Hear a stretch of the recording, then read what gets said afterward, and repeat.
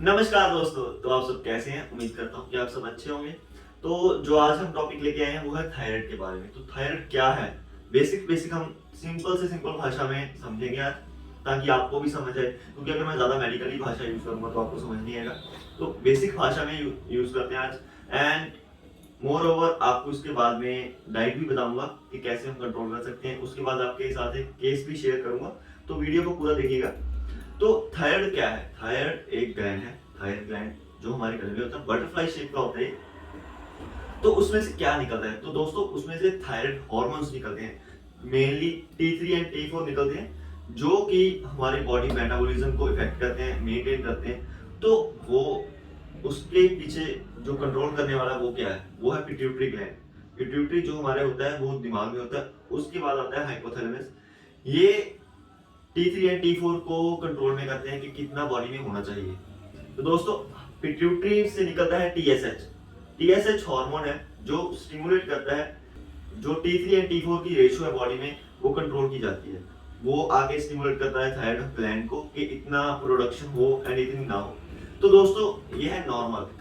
तो जब इसमें दिक्कत आती है, जब बढ़ता है T3 एंड T4 की जो मात्रा है वो हमारे शरीर में बढ़ जाती है, तो उसे क्या कहते हैं? उसे कहते हैं हाइपरथायरॉयडिज्म। यानी कि T3 एंड T4 की मात्रा शरीर में बढ़ गई एंड T3 T4 की मात्रा कम होनी, वो है हाइपोथायरॉयडिज्म। तो दोस्तों ये जो मेन दो है कंडीशन है। एंड हाइपो ज्यादा वर्ल्ड वाइड कॉमन है एंड थोड़ा हाइपर कम है। तो हाइपरथायरॉयडिज्म, पहले हम हाइपरथायरॉयडिज्म के बारे में बात करेंगे। तो दोस्तों हाइपरथायरॉयडिज्म में क्या होता है? जब T3 T4 की मात्रा बढ़ती है तो बॉडी में क्या क्या चेंजेस आते हैं एंड इसे कंट्रोल कैसे करते हैं। तो पहले हम बात करेंगे कि कारण क्या है। तो दोस्तों ग्रेव्स डिसीज एक मेजर कारण है। एंड उसके बाद आगे इन्फ्लामेशन, कोई भी इन्फ्लामेशन होगी, थायराइडाइटिस हो गया, पिट्यूटरी एडिनोमा हो गया, जो TSH है उसकी प्रोडक्शन ज्यादा शुरू होगी, एंड स्मोकिंग की वजह से, स्ट्रेस की वजह से। तो दोस्तों ऐसे कई कारण हैं जो T3 एंड T4 को इफेक्ट करते हैं। तो आपको समझना है कि उसके बाद उसके सिम्टम्स क्या हैं। मेनली हम ऐसे तो चेक कर नहीं सकते, हम तो सिम्टम्स देखेंगे घर पे हमें क्या सिम्टम्स आ रहे हैं। तो दोस्तों उसके सिम्टम्स ये हैं कि हमारे जो हार्ट बीट की हार्ट रेट है वो एकदम से बढ़ जाना, बहुत ज्यादा तेज हो जाना। एंड उसके बाद आ गया हार्ट रेट जो हमारा है वो बढ़ जाना, सबसे पहली बात। उसके बाद फीमेल्स में आते हैं irregularity, scanty menses, irregular menses and scanty menses. तो उसके बाद है कि रेस्टलेस हो जाना, आदमी रेस्टलेस हो जाता है कि एक जगह टिक के नहीं बैठता। एंजाइटी होना, घबराहट, घबराहट, बहुत ज्यादा घबराहट होना। एंड उसके बाद आता है कि आदमी खाता बहुत है, एपेटाइट उसका बहुत ज्यादा बढ़ जाता है, लेकिन वो उसका कॉन्स्टेंटली वेट लॉस होता रहता है। एक तरफ उसका एपेटाइट ज्यादा बढ़ रहा है, उसका वेट लॉस साथ के साथ हो रहा है। तो ये एक मेजर सिम्टम है हाइपरथायरॉयडिज्म का। उसके बाद स्वेटिंग बहुत ज्यादा होती है। तो हेयर लॉस होने लग जाता है, जो हमारे नाखून है सॉफ्ट पड़ जाते हैं। एंड उसके बाद इनफर्टिलिटी, यानी कि प्रेगनेंसी में दिक्कत होना, इनफर्टिलिटी हो जाती है। उसके बाद मसल्स जो हैं वीक हो जाते हैं, बहुत ज़्यादा वीक हो जाते हैं मसल्स हैं। और गर्मी बहुत ज़्यादा लगती है, हमें गर्मी सहन नहीं कर पाते जो पेशेंट्स होते हैं। नर्वसनेस, घबराहट बहुत होती है, उलझन में पड़ जाता है आदमी। एंड इरिटेबिलिटी हो जाती है, चिड़चिड़ापन बहुत ज्यादा हो जाता है। चिड़चिड़ापन इतना ज्यादा हो जाता है कि थोड़ी सी भी बात कही और आदमी चिढ़ जाता है। एंड डायरिया होता है, हाथ कांपते हैं, मूड स्विंग्स होते हैं।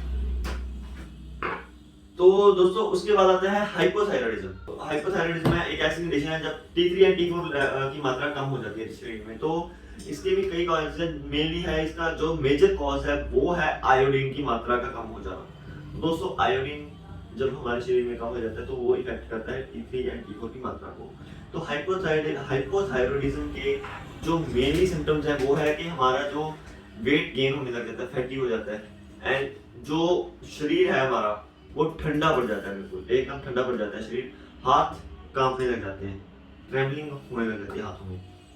एंड उसके बाद आता है कि जो हमारा फेस है वो स्लगिश लगने जाता है, कि थकावट भरा, अजीब लगने लगता है, डिप्रेशन में लगता है, आदमी डिप्रेस्ड लगता है, बहुत छोटी छोटी बातों को सोचने लग जाता है ज्यादा।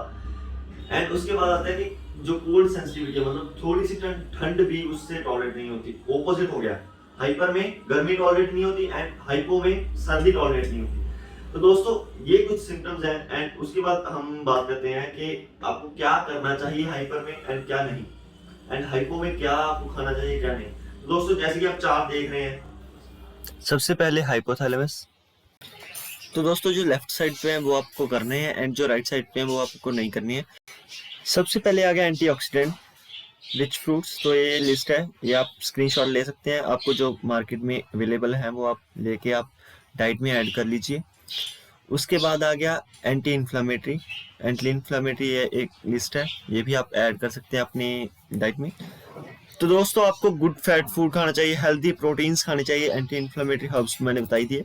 तो ये है कैल्शियम रिच प्लांट्स जो आपको डाइट में ऐड करने हैं। एंड उसके बाद आ गया मैग्नीशियम फूड जो मैग्नीशियम रिच होते हैं।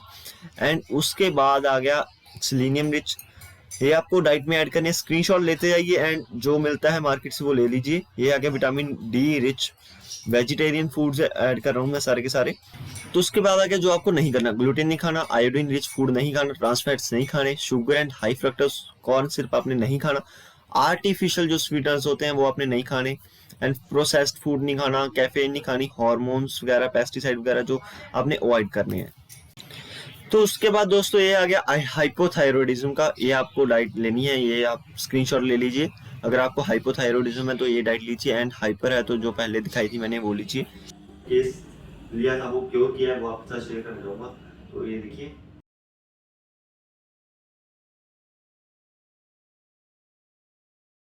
टाइम तो चल रही थी थायराइड ਦੀ ਜਿਹੜੀ ਮੈਡੀਸਿਨ ਹੈ, ਇਹ ਨਹੀਂ 10-12 ਸਾਲ ਹੋ ਗਏ ਸੀ। 10-12 ਸਾਲ ਹੋ ਗਏ ਸੀ। ਹਾਂਜੀ। ਤੇ ਜਿਹੜੀ ਰਿਪੋਰਟ ਹੈ ਕਨਸਟੈਂਟਲੀ ਉੱਥੇ ਹੀ ਸੀਗੀ ਜਾਂ ਘੱਟ ਵੱਧ ਵੀ ਹੁੰਦਾ ਸੀ ਥਾਇਰਾਇਡ? ਘੱਟ ਵੱਧ ਜਾਂਦਾ ਸੀ, ਕਦੇ ਬਹੁਤ ਜ਼ਿਆਦਾ, ਜਿਵੇਂ ਮੈਨੂੰ ਫਲਾਵਟ ਬਹੁਤ ਜ਼ਿਆਦਾ ਆ ਗਈ, ਆਹ ਚੀਜ਼ ਬਹੁਤ ਜ਼ਿਆਦਾ ਵੱਧ ਜਾਂਦੀ ਸੀ, ਇੱਥੇ ਪੂਰਾ ਨਾ ਜਿਵੇਂ ਐਂ ਜੇ ਬਣ ਜਾਂਦਾ ਸੀ ਠੀਕ ਹੈ, ਗਲਾ ਜਾਂਦਾ। ਠੀਕ ਹੈ। ਮਤਲਬ ਉਹਦਾ ਰਿਲੀਫ ਨਹੀਂ ਹੋ ਰਿਹਾ ਸੀ ਲਗਾਤਾਰ? ਨਹੀਂ, ਹਾਂਜੀ, ਉਹ ਜੇ ਡਾਕਟਰ ਨੂੰ ਕਹਿੰਦੇ ਸੀ, ਦੂਸਰੇ ਪੀਜੀਆਈ 'ਚ ਵੀ ਗਏ, ਉਹ ਕਹਿੰਦੇ ਵੀ ਸਾਰੀ ਉਮਰ ਹੀ ਖਾਣੀ ਪਊਗੀ ਤੁਹਾਨੂੰ। ਠੀਕ ਹੈ, ਕਹਿੰਦੇ ਸੀ ਇਹੀ ਗੋਲੀ ਚੱਲੂਗੀ, ਪੂਰੀ ਮੈਡੀਸਨ ਵੀ ਸਾਰੀ ਉਮਰ ਵਾਸਤੇ ਖਾਣੀ ਪਊ, ਬੰਦ ਨਹੀਂ ਹੋਊਗੀ। ਠੀਕ ਹੈ।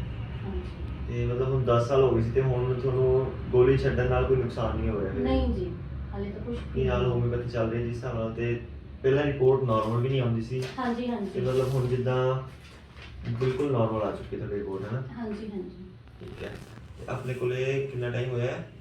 3 ਮਹੀਨੇ ਹੋ ਗਏ। 3 ਮਹੀਨੇ ਹੋਏ ਆ, ਹਾਂਜੀ। ਠੀਕ ਹੈ, 3 ਮਹੀਨੇ ਚ ਮਤਲਬ ਤੁਹਾਡੀ ਰਿਪੋਰਟ ਵੀ ਨਾਰਮਲ ਆ ਗਈ ਐਂਡ ਤੁਸੀਂ ਹੁਣ ਉਸ ਮੈਡੀਸਨ ਚ ਗੈਪ ਵੀ ਪਾਉਣ ਲੱਗ ਗਏ ਹੋ। ਹੋਣ ਲੱਗ ਗਈ, ਹਾਂਜੀ। ਠੀਕ ਹੈ। ਤੇ ਮੇਰੇ ਖਿਆਲ ਚ ਹੁਣ ਆਪਾਂ ਜਲਦੀ ਹੀ ਉਸ ਨੂੰ ਬੰਦ ਵੀ ਕਰਾ ਦਾਂਗੇ। ਹਾਂਜੀ ਹਾਂਜੀ ਠੀਕ ਹੈ। ਹਾਂਜੀ ਤੇ ਹੋਪਸ ਹੋ ਕਿ ਜਲਦੀ ਹੀ ਬੰਦ ਕਰ ਦਿਓ ਉਸ ਮੈਡੀਸਨ ਨੂੰ ਵੀ। ਹਾਂਜੀ। ਤੇ ਜਿਵੇਂ ਹੁਣ ਜੋੜਾਂ 'ਚ ਬਹੁਤ ਫਰਕ ਪਿਆ, ਜਿਵੇਂ ਉਹ ਡਾਕਟਰ ਤੋਂ ਲਈ ਸੀ ਮੈਡੀਸਨ, ਬਿਲਕੁਲ ਹੀ ਮੇਰੇ ਕਿੰਨੇ ਮੈਂ ਸਾਲ ਦੇ ਤਕਰੀਬਨ ਹੀ ਖਾਧੀ ਹੈ, ਠੀਕ ਹੈ। ਬਿਲਕੁਲ ਹੀ ਨਹੀਂ ਠੀਕ ਹੋਇਆ ਸੀ। ਜੋੜਾਂ ਦਾ ਦਰਦ ਉਸੇ ਤਰ੍ਹਾਂ ਹੁੰਦਾ ਸੀ, ਜਿਵੇਂ ਬਹੁਤ ਜ਼ਿਆਦਾ ਰਾਤ ਨੂੰ ਵੀ ਬਹੁਤ ਜ਼ਿਆਦਾ ਹੁੰਦਾ ਸੀ। ਹੁਣ ਇਸ ਮੈਡੀਸਨ ਨਾਲ ਫਰਕ ਹੈ। तो दोस्तों आखिर में मैं यही कहना चाहूंगा मैं आपको कि आप सेल्फ मेडिकेशन ना लीजिए, क्योंकि सेल्फ मेडिकेशन से क्या होता है, कई बार आप गूगल से चेक करके मेडिसिन ले लेते हैं, कई बार वो साइड इफेक्ट कर जाती है या फिर आपको पता नहीं होता कि उसकी कितनी डोज लेनी है, कितना टाइम रिपीट करनी है, तो वो काफी आपको नुकसान करती है। मैं आपको यही सलाह दूंगा कि आप किसी फिजिशियन के साथ कंसल्ट करें। आप यहाँ विजिट कर सकते हैं, यहाँ ऑनलाइन भी जो कंसल्ट कर सकते हैं, आप कंसल्ट कीजिए, यहाँ विजिट कीजिए, मेडिसिन लीजिए। क्योंकि सेल्फ मेडिकेशन से क्या होता है, कई बार हमारे पास पेशेंट्स आते हैं तो वो और भी शरीर कॉम्प्लेक्स, जो डिसीज है वो कॉम्प्लेक्स हो जाता है। मतलब जो डिसीज है उसके तो सिम्टम्स है ही है, लेकिन कई बार वो दब जाता है, कोई और सिम्टम्स आ जाते हैं, कारण कई बार कुछ और हो जाते हैं, लेकिन वो डिसीज क्या है, सिंपल भाषा में कहूँ तो वो अंदर दबा दिया जाता है मेडिसिन, गलत मेडिसिन के साथ कई बार, या फिर वो इतना कॉम्प्लेक्स हो जाता है कि उसके जो ओरिजिनल सिम्टम्स हैं वो नहीं रहते बल्कि कोई और आ जाते हैं। तो उससे बेटर है कि आप किसी के साथ कंसल्ट करें, मेडिसिन लें।